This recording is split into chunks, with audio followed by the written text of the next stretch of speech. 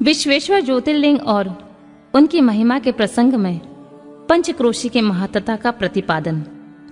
सूत जी कहते हैं, मुनिवरों, अब मैं काशी के विश्वेश्वर नामक ज्योतिर्लिंग का महात्म बताऊंगा, जो महापातकों का भी नाश करने वाला है।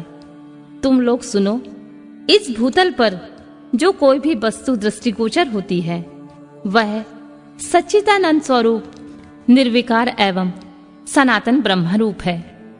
अपने कैवल्य आदित्य भाव में ही रमने वाले उस आदित्य परमात्मा में कभी एक से दो हो जाने की इच्छा जागृत हुई। फिर वे ही परमात्मा सद्गुण रूप में प्रकट हो शिव कहलाए। वे शिव ही पुरुष और स्त्री दो रूपों में प्रकट हो गए। उनमें जो पुरुष था उसका शिव नाम हुआ, और जो स्त्री हुई उसे शक्ति कहते हैं। उन चिदानंद स्वरूप शिव और शक्ति ने स्वयं अदृष्ट रहकर स्वभाव से ही दोनों चेतनों प्रकृति और पुरुष की सृष्टि की।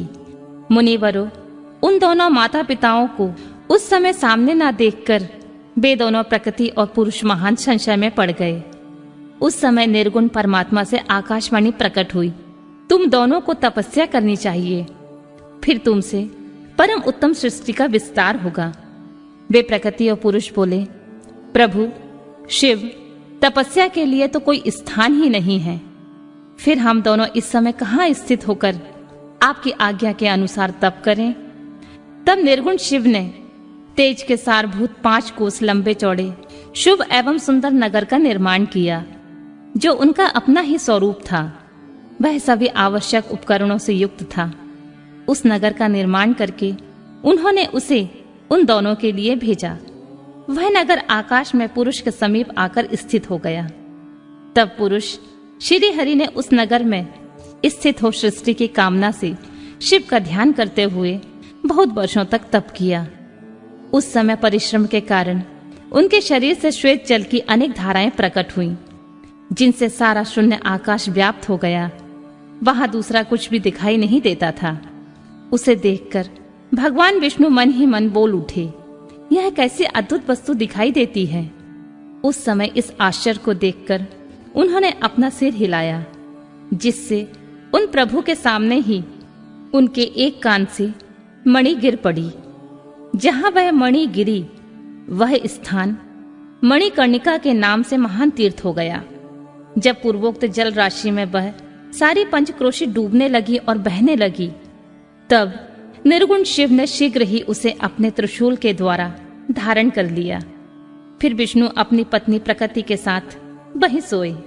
तब उनकी नाभि से एक कमल प्रकट हुआ और उस कमल से ब्रह्मा उत्पन्न हुए। उनकी उत्पत्ति में भी शंकर का आदेश ही कारण था। तदनंतर उन्होंने शिव की आज्ञा पाकर अद्भुत सृष्टि आरंभ की।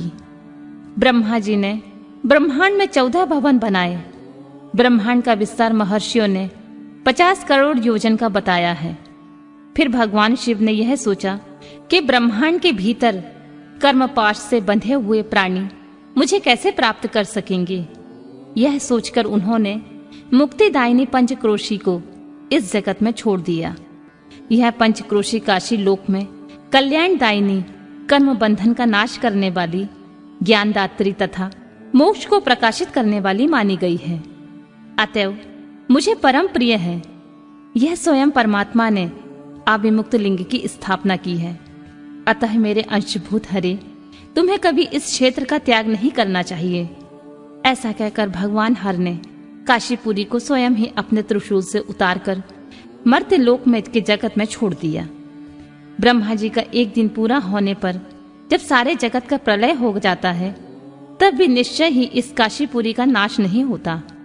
उस समय भगवान शिव इसे त्रिशूल पर धारण कर लेते हैं, और जब ब्रह्मा द्वारा पुनः नई सृष्टि की जाती है, तब इसे वे भूतल पर स्थापित कर देते हैं।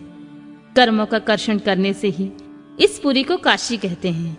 काशी में आविमुक्तेश्वर लिंग सदा विराजमान रहता है। वह महापातकी पुरुषों को मोक्ष प्रदान करने वाला है। मुनीश्वरों, अन्य मोक्षदायक धामों में साध्य रूप आदि मुक्ति प्राप्त होती है। केवल इस काशी में ही जीवों को सायुज्य नामक सर्वोत्तम मुक्ति सुलभ होती है। जिनकी कहीं भी गति नहीं होती है, उनके लिए वाराणसी पुरी ही गति है। महापुण्यमयी पंचक्रोशी करोड़ों हत्याओं का विनाश करने वाली हैं। यहाँ समस्त अमरगण भी मरण की इच्छा करते हैं, फिर दूसरों की तो बात ही क्या। यह शंकर की प्रिय नगरी काशी सदा भोग और मोक्ष प्रदान करने वाली है। कैलाश के पति जो भीतर से सत्वगुणी और बाहर से तमोगुणी कहे गए हैं, कालाग्नि रुद्र के नाम से विख्यात हैं। वे निर्गुण होते हुए भी सगुण रूप में प्रकट हुए शिव हैं। उन्होंने बारंबार प्रणाम करके निर्गुण शिव से इस प्रकार कहा। रुद्र बोले, विश्वनाथ महेश्वर, मैं आपका ही हूं, इसमें कोई संशय नहीं है। साम्य महादेव, मुझ आत्मज पर कृपा कीजिए। जगतपते, लोकहित की कामना से आपको सदा यहीं रहना चाहिए। जगन्नाथ, मैं आपसे प्रार्थना करता हूं, आप यहां रहकर जीवों का उद्धार करें। सूत जी कहते हैं, तदनंतर मन और इंद्रियों को वश में रखने वाले अभियुक्त ने भी शंकर से बारंबार प्रार्थना करके नेत्रों से आंसू बहाते हुए प्रसन्नता पूर्वक उनसे कहा, काल रूपी रोग के सुंदर औषध देवादिदेव महादेव, आप वास्तव में तीनों लोकों के स्वामी तथा ब्रह्मा और विष्णु आदि के द्वारा भी सेवनीय हैं। देव, काशीपुरी को आप अपनी राजधानी स्वीकार करें।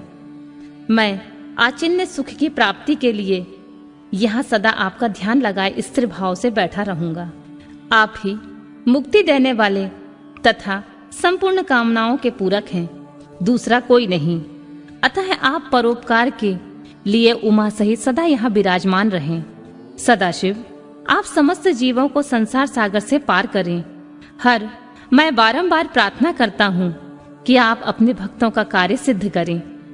सूत जी कहते हैं, ब्राह्मणों, जब विश्वनाथ ने भगवान शंकर से इस प्रकार प्रार्थना की, तब सर्वेश्वर शिव समस्त लोगों का उपकार करने के लिए वहां विराजमान हो गए। जिस दिन से भगवान शिव काशी में आ गए, उसी दिन से काशी सर्वश्रेष्ठ पुरी हो गई।